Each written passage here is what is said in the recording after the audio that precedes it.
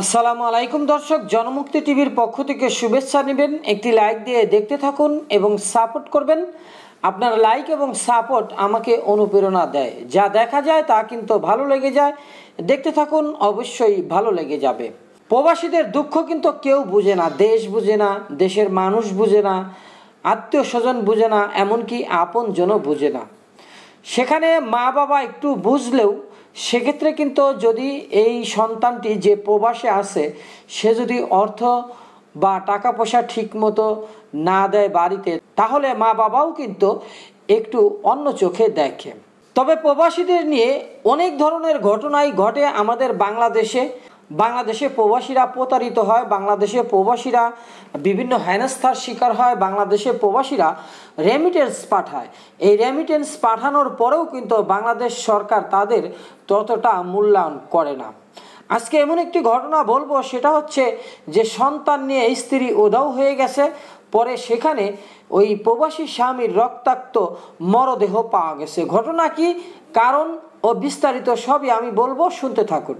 ঘটনাটি ঘটেছে ফেনী শহরের সুফি সদর উদ্দিন সড়ক, যেটাকে নাজির উদ্দিন রোড বলা হয়। দাম্পত্য কলহের জের ধরে দুবাই প্রবাসী স্বামীকে কুপিয়ে হত্যার পর স্ত্রী সন্তানদের নিয়ে গভীর রাতে পালিয়ে যায় এবং শুক্রবার 20 আগস্ট সকালে ঘটনাটি জানাজানি হলে খবর পেয়ে ঘটনাস্থলে পুলিশ এসে নিহতের ক্ষতবিক্ষত মরদেহ উদ্ধার করে।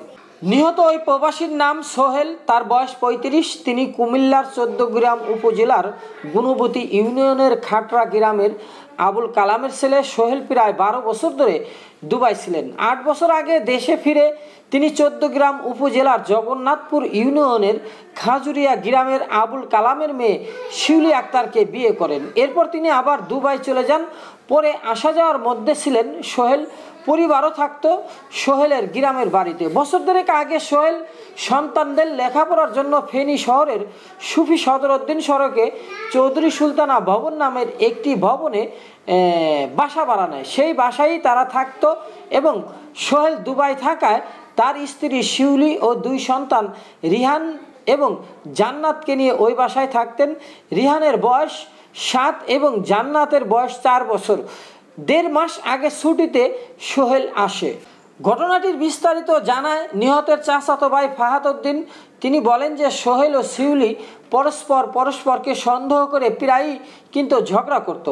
ভবনের কেয়ারটেকার আব্দুল রব জানান, রাত আনুমানিক 2:30টায় তাকে ঘুম থেকে জাগিয়ে তুলে শিউলি এবং তার বাবা মারা গেছেন এই বলে তিনি গেট খুলতে বলেন।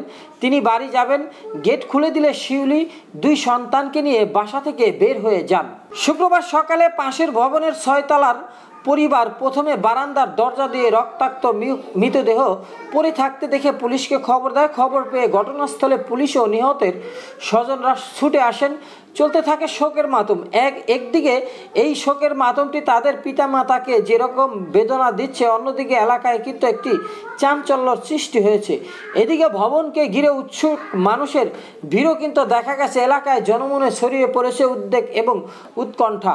ঘটনা নিয়ে পুলিশও কিন্তু একটি বিবৃতি দিয়েছে দর্শক। সেটা হচ্ছে, ঘটনাস্থল পরিদর্শন শেষে ফেনীর পুলিশ সুপার খন্দকার নুরুন নবী জানান, প্রাথমিক তদন্তে তার স্ত্রী শিউলিকে হত্যাকারী হিসেবে শনাক্ত করে তাকে গ্রেপ্তারের চেষ্টা চলছে। এ হত্যাকাণ্ডের ঘটনায় পুলিশের পাশাপাশি পুলিশের ব্যুরো অব ইনভেস্টিগেশন পিবিআই ঘটনাস্থল পরিদর্শন করে। সিআইডির ক্রাইম সিনের একটি দল বিভিন্ন আলামত সংগ্রহ করেছে।